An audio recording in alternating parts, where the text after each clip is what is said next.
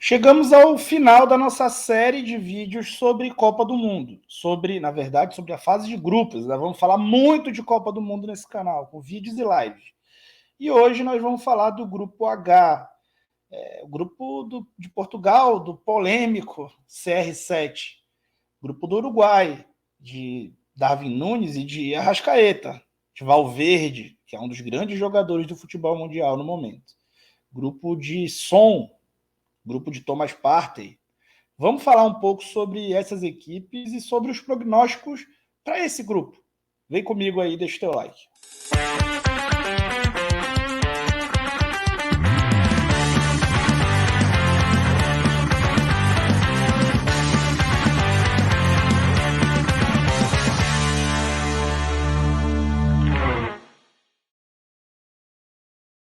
Graças a Deus estamos acabando com essa série que ninguém está assistindo. Vamos lá. Bom, Portugal é o grande favorito, apesar de Fernando Santos. Com essa minha corneta, eu tenho passaporte português, eu posso cornetar o técnico Fernando Santos. Então, acho que não é muito difícil. Bom, Portugal conseguiu ser o segundo colocado no grupo, né, das eliminatórias e ficou naquela situação, né? Portugal ou Itália. Só que aí a Itália resolveu a vida de Portugal ao ser eliminada invicta, né, graças ao empate contra a Macedônia do Sul. E aí Portugal fez o serviço ali contra a Macedônia do Sul e passou de fase para a Copa do Mundo. Na última Euro, Portugal foi eliminado pela Bélgica nas oitavas de final, por 1-0. Na Nations League, foi eliminado na fase de grupos, empatado em pontos ali com a Espanha, né? O terceiro time com mais chutes certos das eliminatórias europeias. Isso diz muito sobre os chutadores, porque não foi a que mais tentou chutar e nem a terceira que mais tentou chutar. Foi a segunda em dribles bem-sucedidos, o que fala muito também sobre a qualidade dos atletas dessa seleção. É uma seleção de muitos destaques. E aí, por tudo, né, o que representa, mesmo nessa fase ruim dentro do clube onde atua, CR7 é a grande estrela da companhia. Mas também tem Bruno Fernandes, Bernardo Silva, João Cancelo, muitos outros, João Félix, tem muita gente boa em Portugal.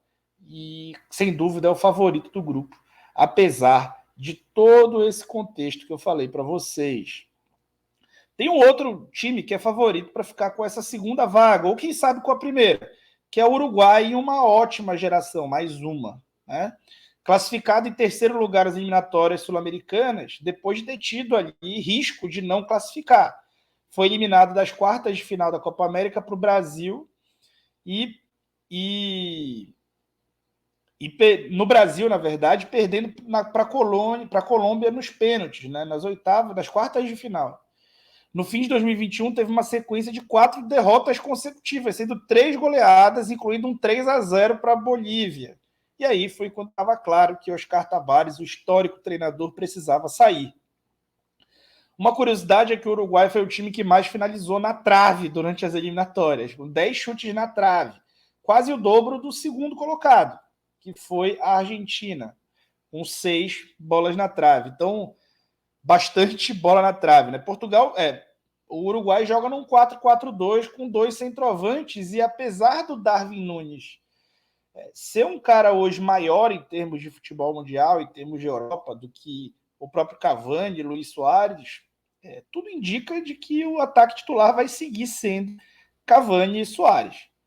E a grande estrela desse time, em termos de desempenho, é o Fede Valverde. Valverde, o jogador do Real Madrid, uma espécie de terceiro homem de meio de campo, que está despontando para ser um ótimo meia, inclusive. É o cara que tem jogado, um dos caras que mais tem jogado bola no mundo no momento, aí entre os 10, sem nenhuma dúvida. E tem o Arrascaeta. Caso seja mantido o 4-4-2, eventualmente com o Valverde fazendo o lado direito, como faz no Real Madrid, é possível que o Arrascaeta seja titular, como vinha sendo ao longo de todo esse ciclo. Porém, nos últimos jogos, o Diego Alonso tem tentado utilizar o De La Cruz aberto por um lado, o Valverde mais centralizado e o Palestre pelo lado direito.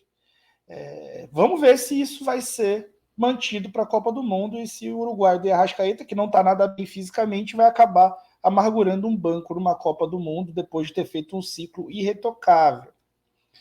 Um postulante à vaga é Gana, né? Não dá para descartar a Gana. Foi classificado no grupo, né? Só um passa na eliminatórias da África em cada grupo e passa para um playoff. Foi classificado no critério gols pro, empatou em todos os critérios, inclusive em saldo de gols e confronto direto, e classificou no gols pro contra a África do Sul. Depois fez o mata-mata contra a Nigéria, que também tem um ótimo time, e passou com 2 empates também no gol qualificado. Então veja só, Gana passou primeiro no desempate na fase de grupos e depois também no gol qualificado dentro dos playoffs. Assim. É um time que tinha que estar na Copa mesmo, porque tudo conspirou a favor nesse momento. Foi eliminado da fase de grupos ainda, da Copa de Nações, ficando em último do grupo. Classificavam 3 num grupo de 4 e ficou em último, atrás de Marrocos, Gabão e Comores. Gana só fez 1 ponto. Nos amistosos preparatórios, jogou contra a Suíça, né, que é do grupo do Brasil, e ganhou por 2-0. E contra o Brasil, perdeu por 3-0. Será que isso dá um indicativo da superioridade do Brasil sobre a Suíça? Eu não acredito muito em amistoso. Quem me conhece melhor sabe que eu acho que amistoso, assim, não é legal. Eu simplesmente não assisto. Foi a equipe com o maior número de cartões vermelhos da Copa Africana de Nações. Pensa só, na Copa Africana de Nações, o pau desce solto ali, né? E mesmo assim, foi a equipe, mesmo jogando 3 jogos, que teve o maior número de cartões vermelhos. Foi o time mais indisciplinado da competição. Os destaques: Iñaki Williams é um cara assim que eu acho que a gente pode falar dele primeiro, porque ele é um cara que optou, né? O irmão dele optou por jogar pela Espanha, ele optou por jogar por Gana e começou agora a sua trajetória, 2 jogos antes da Copa do Mundo. Nessa última data FIFA foi quando ele iniciou sua trajetória pela seleção. E aí a gente pode falar de André Ayew, que há muito tempo, né, um dos principais nomes de Gana, e de Thomas Partey, talvez seja o grande craque do time.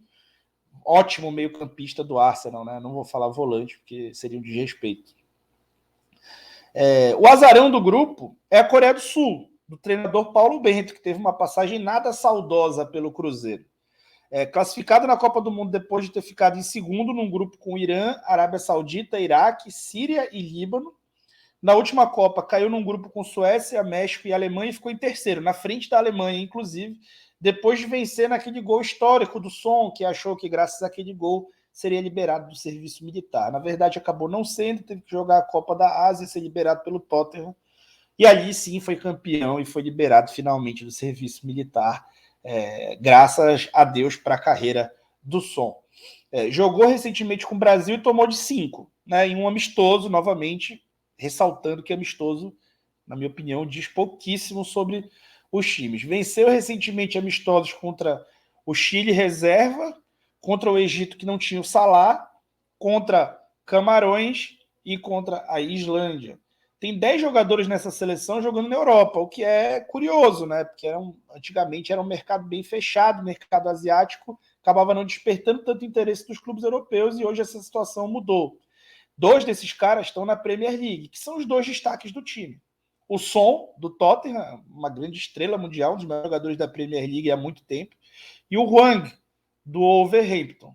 O Hwang é mais ou menos da mesma posição que o Son, mas para não perder nenhum talento, ele está jogando de centroavante na seleção. E esse grupo, né, é bom a gente entender. Esse grupo vai enfrentar o grupo do Brasil. O primeiro colocado desse grupo enfrenta o segundo do grupo do Brasil. O primeiro colocado do grupo do Brasil enfrenta o segundo desse grupo. Então, é possível que haja o confronto entre Everton Ribeiro, Pedro contra a Arrascaeta. E colocar ali esses jogadores, colegas de clube, contra o outro. Vini Júnior contra Valverde, os grandes parceiros, né, de Real Madrid. Talvez sejam 2 dos 3 principais jogadores do time na atualidade. E é isso, pessoal. A partir de amanhã nós vamos aprofundar mais nas equipes, vamos aprofundar nos confrontos e vamos ter uma rotina de live. Tá bom?